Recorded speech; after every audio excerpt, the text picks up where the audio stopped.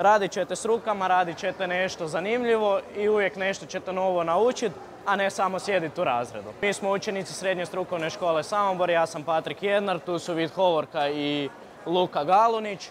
Mi smo razvili sigurnosni sustav za električni go-kart. Za one koji nisu upućeni u go-karting imate razne zastavice koje imaju različita značenja događaja na stazi. Žuta zastavica označava neki događaj na stazi, sudar, okretanje i tu svi trebaju usporiti. Ljudi to ne poštuju, pa smo mi razvili sustav gdje sudac unosom u kompjuter automatski svim vozačima limitira snagu motora za 50%. Isto tako imate i plavu zastavicu koja se daje kada vozač koji je jedan krug iza vozača namjerno ne propušta drugog vozača. Tada se njemu pali plava zastavica i njemu se limitira snaga kako bi drugi igrač mogao, odnosno vozač, nastaviti utrku. Znači vi imate totalno funkcionalan kart koji vam šalje podatke o svojem vremenu i kršenju pravila na poseban server koji se može prikazivati na kompjuteru.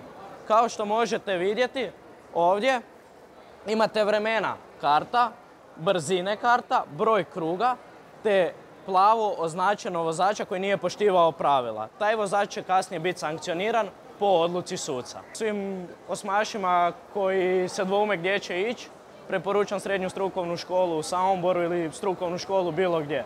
Ako vas zanima elektrika ili neka mehanika, upišite strukovnu školu. Ne samo da ćete imati teoriju, imat ćete i praktičnu nastavu. Ovo sve je u sklopu naše nastave. Sve je rađeno s našim profesorima i mentorima. Radit ćete s rukama, radit ćete nešto zanimljivo i uvijek nešto ćete novo naučiti, a ne samo sjediti u razredu.